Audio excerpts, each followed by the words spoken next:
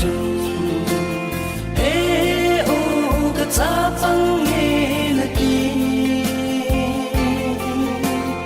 metric zone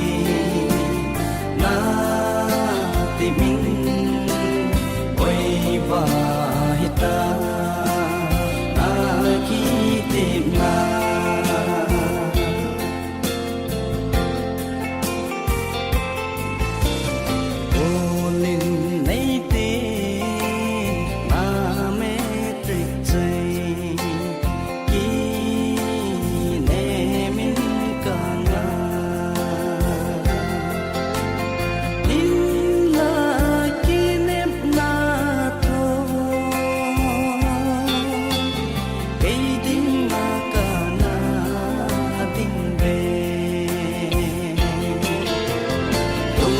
sẽ thinh thu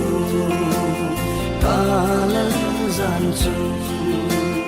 e o ka cha pang he na ki metric zone na ti min oi ba hita na ki tin na